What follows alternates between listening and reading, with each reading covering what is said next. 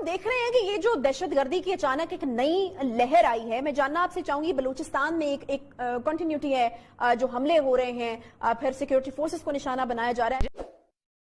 दहशतगर्दों की पंजगोर के करीब कोहान वैली में सिक्योरिटी फोर्सेस पर फायरिंग के नतीजे में 3 जवान शहीद और 1 ऑफिसर समेत 8 जवानों के जख्मी होने की इत्तलात है। दुश्मन एक मर्तबा फिर से पाकिस्तान में दहशतगर्दी को हवा देकर यहां अदम इस्तेहकाम पैदा करना चाहता है और इस जम में इसका हदफ पाकिस्तान की सिक्योरिटी फोर्सेस हैं और दुश्मन ये समझता है कि सिक्योरिटी फोर्सेस को कमजोर बनाए बगैर पाकिस्तान को कमजोर नहीं किया जा सकता। लिहाजा इस सूरत हाल का जायजा लेने की जरूरत है।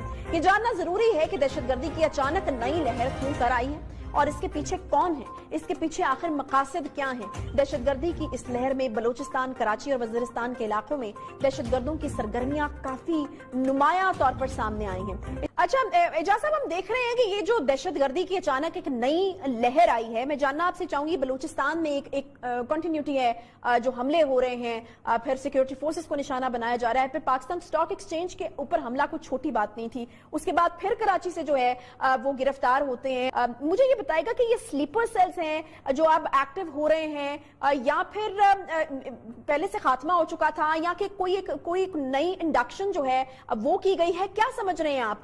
किस तरीके से अब इस नई दहशतगर्दी की जो लहर है उसको ऑर्गेनाइज किया गया है?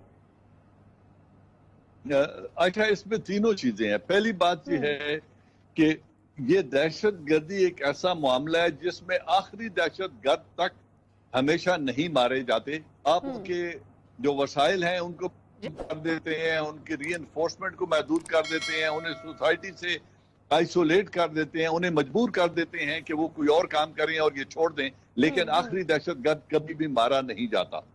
अब ये स्लीपिंग सेल की मौजूदगी भी एक हकीकत है और 2610 किलोमीटर का बॉर्डर जो तकरीबन 1800 से ज्यादा तक फेंसिंग हो चुकी है, मजीद जो 1100 किलोमीटर का एरिया अभी तक फेंस नहीं हुआ है, वहां से फ्रेश इन्फेक्शन की इम्कानात हैं और वो होती रहती है और समुद्र के जरिए मच्छरों की सूरत में, मच्छरों के रूप में भी ये लोग उनको दाखिल करते रहते हैं कराची और समुद्र की सरहदों से। तो मुकम्मल तौर पर रास्ते बंद ना हैं ना हो सकते हैं, इसकी प्रोबेबिलिटी रहेगी क्योंकि जब हिंदुस्तान की हुकूमत इसमें इन्वॉल्व है, अगर आप नरेंद्र मोदी का और उनके राजनाथ का और अजीत डोवाल की स्टेटमेंट सुने तो वो अलल ऐलान ये बात कह रहे हैं कि हम गिलगित बल्तिस्तान के अंदर भी मसाइल पैदा करेंगे, हम बलूचिस्तान के अंदर भी मसाइल पैदा करेंगे और पाकिस्तान और कराची जो चाइना का इंटरेस्ट है उसको भी वो निशाना बनाएंगे, क्योंकि इसमें उनकी पुष्ट पनाही वो आलमी कुव्वतें कर रही हैं जो चाइना को कंटेन करना चाहती हैं और चाइना के बढ़ते हुए इन्फ्लुएंस को रोकना चाहती हैं।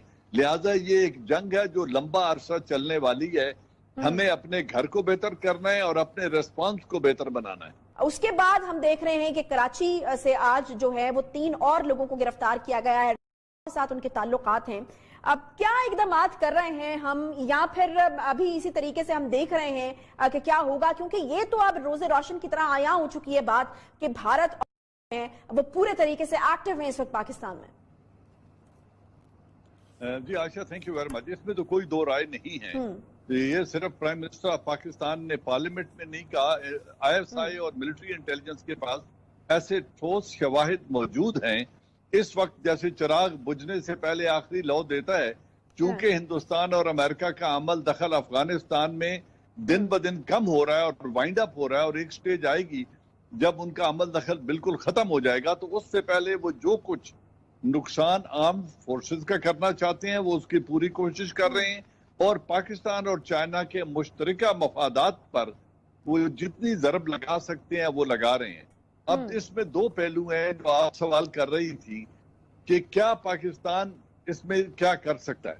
पहली बात है अपनी दाखिली सिक्योरिटी को बेहतर बनाना, अपने जो हसास टारगेट हैं उनकी बेहतर हिफाजत करना और अपने तमाम तर वसाइल को बरूएकार लेकर इस चीज को होने से पहले रोकना। ये एक चैलेंज है, लेकिन इस चैलेंज से निपटने की सलाहियत भी है।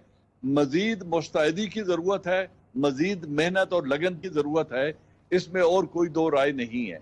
रहा हिंदुस्तान का कि हम क्या करेंगे, पहली बात यह है कि हिंदुस्तान के खिलाफ जितने शवाहिद भी हमारे पास हों کوئی انٹرنیشنل قوانین کی پابندی ہندوستان نہ کرتا ہے، نہ کوئی انٹرنیشنل قوتیں ہندوستان پر ایسا دباؤ ڈالنے جا رہی ہیں یا ڈالیں گی جو ہندوستان کو اس کام سے روک سکے. ایسا ہونے نہیں جا رہا.